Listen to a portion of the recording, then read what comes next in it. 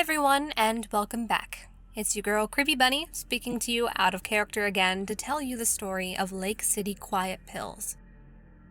Before I begin, huge shout out to the Unresolved podcast, where I was able to find sources on all of this information. Their podcast link will be in the description below.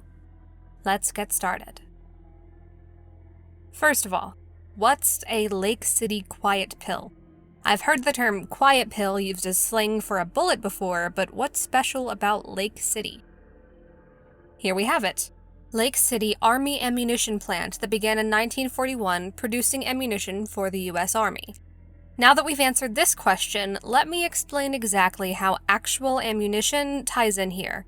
And it all starts, as most fucked up internet stories do, with a guy on Reddit. Behold, user ReligionOfPeace.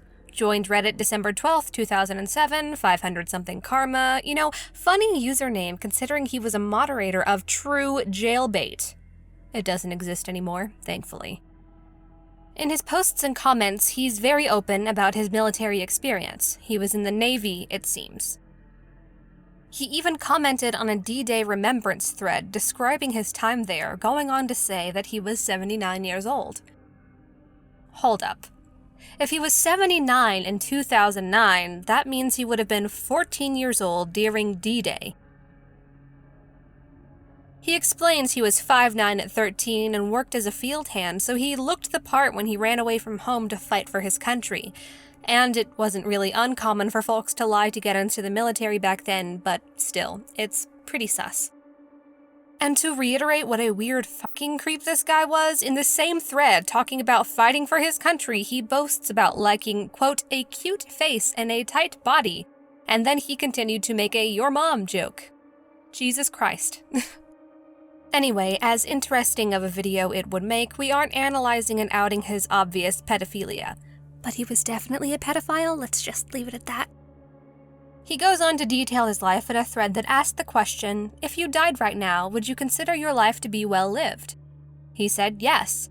He said he loved his military career and that it lasted a few decades, from 1944 to 1987. He had plenty of time to make friends, affiliates, and business partners. But now here he is, a 79-year-old man who spends his time on Reddit looking at nudes of questionably aged females. Presumably due to the fear of true jailbait being taken down, he provided his own image hosting service to his internet friends, LakeCityQuietPills.com. He introduced it on a variety of subs, saying, I got tired of using commercial image hosts. I set up my own. You can use it if you want.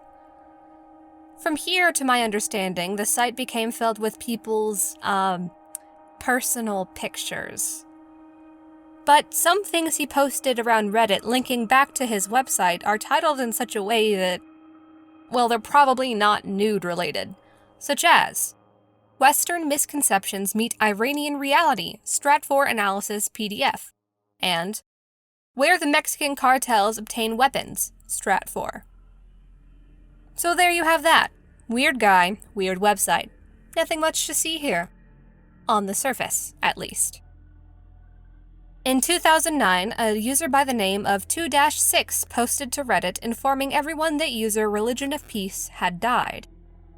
2-6 claimed to host the Lake City Quiet Pills website, that ReligionOfPeace died at his desk browsing Reddit, he had no real friends or family, and that he was being cremated. He posted the Google Maps link to where his ashes would be spread. We learned that his name is Milo.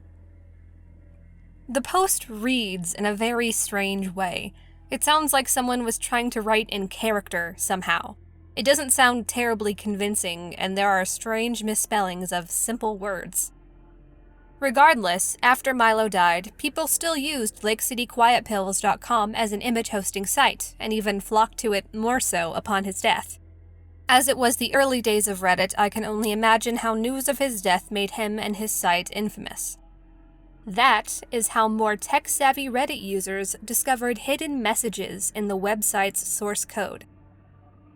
I know what you're thinking, but hold on, this is just the beginning. It only gets weirder. Hidden in the source code of Lake City Quiet Pills were countless conversations, many of which looked like job postings?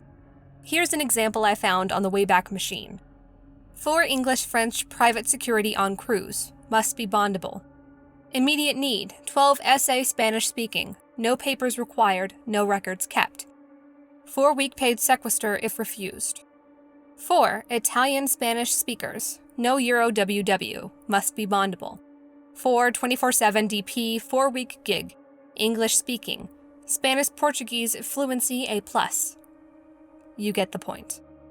Upon discovery, people naturally flipped out, creating their own subreddit to discover what this meant and who these multiple people that were being referenced really were. From some sleuthing, folks figured out from an email address that this guy Angel was likely user 2-6 who posted on Reddit about the death of Milo. So he didn't just host the website, he was actively involved in this mystery.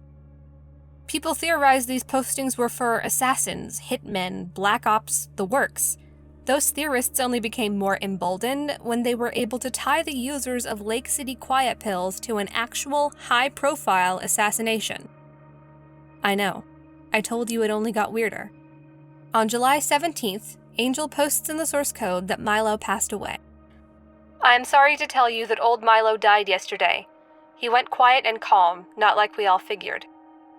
I gave that fat mangy cat of his to the little girl next. No services or nothing, you know Milo. I'm taking his ashes back to where his farm was. Close to it, anyway. There's a mall where his place was. So hoist a few for the old man. Remember what he said. Keep the faith with the man who's got your back. On September 30th, Angel says that he bricked Milo's iron key and that, quote, all is well. Iron key is a brand of encrypted portable storage devices, meaning Milo probably had sensitive data stored about this whole operation, such as ledgers or past job details, which Angel subsequently destroyed.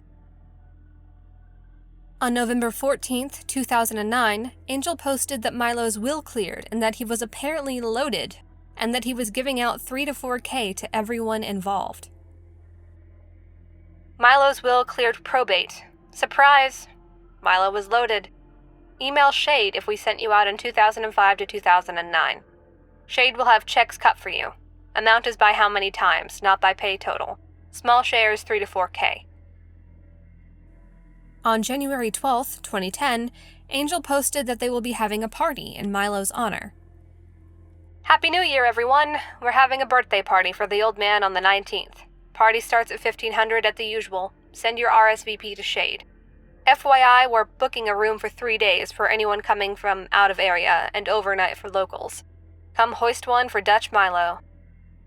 On January 18th, 2010, Angel posted about the party again. We got 38 rooms in the Marriott on 46. Shade has the key cards for locals. Pick up at the party. Give your travel time to the desk and that's it. No ID needed since we're covering the bill. Keep the room service under 500, okay? The phones there are not secure. Bus from the hotel leaves at 13:30.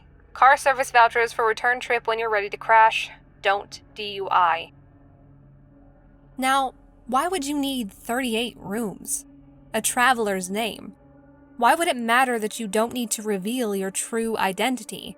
And for a bunch of old men supposedly celebrating in honor of their friend, why on earth would it matter if phone lines aren't secure?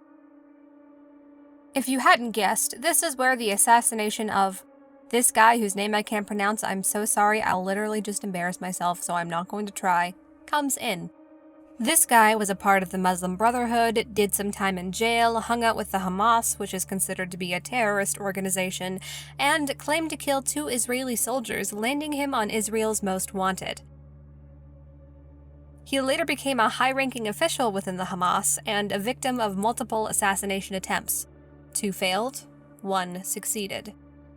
His computer security became compromised, and when he arranged to travel to Dubai on that computer, he gained over 24 people who followed him there and killed him in his hotel room on January 19th, the day after Angel made hotel arrangements for over 24 people.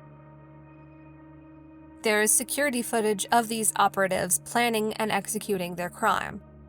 They all stayed in all hotels in Dubai to see which one this guy would end up in. There's security footage from weeks or months before the assassination showing these people get accustomed to getting around Dubai quickly.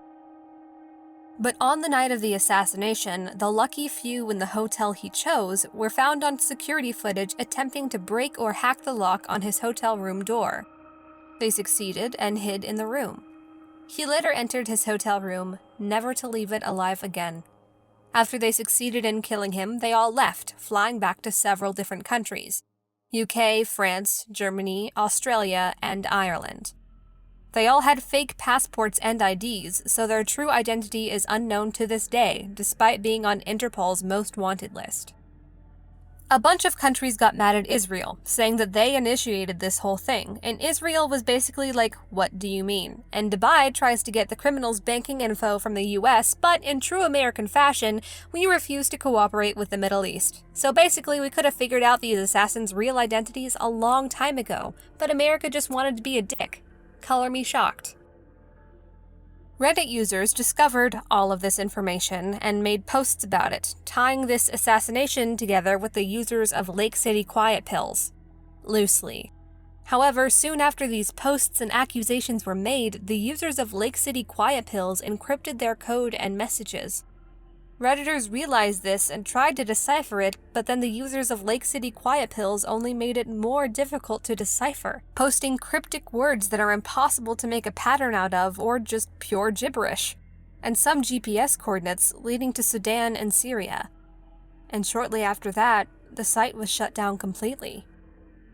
I definitely don't think these guys were actually involved in that assassination. It would just be way too much of a coincidence. And with their previous job listings, they were always upfront about who they needed and where. Framing it as a birthday party doesn't make much sense, especially since they likely didn't realize they were being watched at that point. I think Reddit got carried away, as Reddit always has, and accused people without nearly enough evidence. We remember the Boston bombing and the clusterfuck that was on Reddit. I don't think this is much different. But once they realized they were being watched, why not change to a different platform rather than go through the trouble of encrypting everything so thoroughly? Who was Milo really, who didn't have any friends or family in real life, but had around 38 people celebrating his birthday? Who were any of these people, and what kind of work were they doing where they couldn't make these arrangements through phone calls or emails? Many speculate it was an ARG, but that just doesn't make sense. Multiple people creating years-old accounts, posting constantly, detailing people's lives, just for it to lead to conversations in code that someone might find, and then disappearing once it's found? If it was an ARG, it was pretty shitty. But I don't think it was. Others speculate it really was just a bunch of old military buddies, just doing some private contracting work with each other who wanted some privacy. Let me know in the comments what you think. Thanks for sticking with me through this one. Though still unsolved, I hope you at least found it interesting like I did. Don't forget to like and subscribe, and I'll see you next time.